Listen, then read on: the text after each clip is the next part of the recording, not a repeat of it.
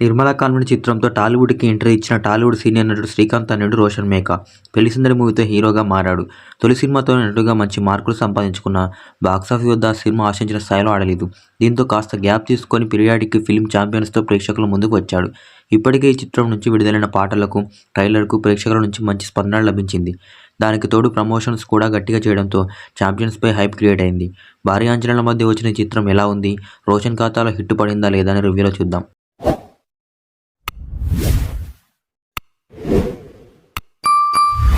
ఈ సినిమా కథంతా 1747 నుండి 48 ప్రాంతంలో జరుగుతుంది. సికింద్రాబాద్లోని ఒక బేకరీలో పనిచేసే మైకేల్ అంటే రోషన్కి ఫుట్బాల్ ఆట అంటే చాలా ఇష్టం.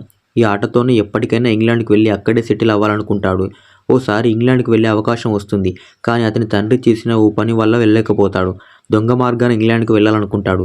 దానికోసం కొన్ని తుపాకులను ఒక చోటుకు తరలించాల్సి వస్తుంది. ఆ పని చేసే క్రమంలో పోలీసులకు కంటపడతాడు. వారి నుంచి తప్పించుకొని అనుకోకుండా బైరన్పల్లి అనే గ్రామానికి వస్తాడు. అదే ఊరికి చెందిన చంద్రకళతో పరిచయం ఏర్పడుతుంది. నిజాం పాలకులకు వ్యతిరేకంగా ఆ ఊరి ప్రజలు చేసిన తిరుగుబాటు రోషన్లో ఎలాంటి మార్పులు తీసుకొచ్చింది? పోలీస్ అధికారి బాబు దేశ్ముఖ్తో మైకేల్ గొడవేంటి? బైరాన్పల్లి ప్రజల కోసం మైకేల్ చేసిన త్యాగమేంటి అనేదే మిగతా కథ. రజాకార్ దురాగతాలు, హైదరాబాద్ స్టేట్ విలీనం అంశాలను బేస్ చేసుకుని దర్శకుడు ప్రదీప్ అల్లుకున్న కథ బాగుంది. తెలంగాణ ప్రాంతంలో గొప్ప చరిత్ర ఉన్న బైరాన్పల్లి ఉద్యమం కథలోకి మైకేల్ అండ్ ఫుట్బాల్ క్రీడాకారుడు చుట్టూ అల్లుకున్న కథ కూడా ఇంకా బాగుంది. కానీ కథ చెప్పడంలోనే ఆయన తడబాటుకు గురయ్యాడు.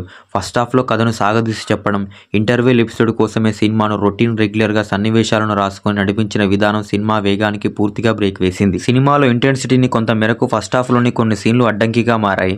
ఇంటర్వెల్ ఎపిసోడ్ను చాలా బాగా తీసి ఆ లోపాలను సర్దుకునే ప్రయత్నం చేశాడు. ఫస్ట్ హాఫ్లో రొమాన్స్, యాక్షన్, చరిత్రకు సంబంధించిన సీన్లతో కిచిడిగా వండినట్లుగా అనిపిస్తుంది. ఇక సెకండ్ హాఫ్లో మైకేల్ కథను ఏమాత్రం పట్టించుకోకుండా కథనంతా బైరన్పల్లి చుట్టే నడిపించడం ఈ సినిమా మెయిన్ పర్పస్ దెబ్బతీసేలా చేసింది. అయితే సెకండ్ హాఫ్లో కథనాల్లో క్లారిటీ మిస్ అయింది. కాకపోతే వార ఎపిసోడ్స్ను భారీగా హైలీ టెక్నికల్ వాయిస్తో చిత్రీకరించారు. దాంతో ఈ సినిమా సాదాసీదిగా మారిపోయింది. కథలో ఎమోషనల్ కంటెంటివిటీ మిస్ అవ్వడం ఈ సినిమాకు మైనస్. అలాగే మైకేల్ క్యారెక్టర్లో ఉండే ఇంటెన్సిటీ తెరపైన కనిపించకపోయిందనే ఫీలింగ్ కలుగుతుంది. ఇక నటీనటుల విషయానికి వస్తే ఛాంపియన్ సినిమాకు మైకేల్గా రోషన్ పర్ఫార్మెన్స్ అల్టిమేట్. కొన్నిసార్లు తెర మీద తన పాత్ర మిస్ అయినా కనిపించిన ప్రతిసారి యాక్టింగ్ పరంగా, స్క్రీన్ ప్రజెన్స్ పరంగా ఎరగదీశాడు. యాక్షన్, ఎమోషనల్, రొమాంటిక్ సీన్లను తేడా లేకుండా అన్ని రకాలుగా తన నటనతో వన్ మ్యాన్ షో అనిపించుకున్నాడు. అనశ్వర్ రాజును తన పాత్ర పరిధి మేరకు నటించడమే కాకుండా గ్లామర్ పరంగా కూడా ఆకట్టుకున్నారు. రచ్చరవి తన లభించిన పాత్రకు పూర్తిగా న్యాయం చేశారు. మురళీ శర్మ, ప్రకాష్ రాజ్ కీలక పాత్రలో నటించారు. చాలా రోజుల తర్వాత నందమూరి కళ్యాణ్ చక్రవర్తి హుందా పాత్రలో కనిపించారు. ఈ సినిమా విషయంలో రైటింగ్ ఇంకా బెటర్గా ఉండాల్సిందని ఫీలింగ్ కలుగుతుంది.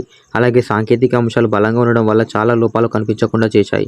సినిమాటోగ్రఫీ, మ్యూజిక్ ఈ సినిమాకు అత్యంత బలంగా నిలిచాయి. చాలా పేలవమైన సీన్లను బీజిఎం వల్ల ఎలివేట్ అయ్యాయి. ఈ సినిమాకు ప్రొడక్షన్ వాల్యూస్ మరో బ్యూటీ. ఖర్చుకు వెనకాడకుండా క్వాలిటీ అలాగే సీన్స్ మీద రిచ్నెస్ను తీసుకొచ్చారు.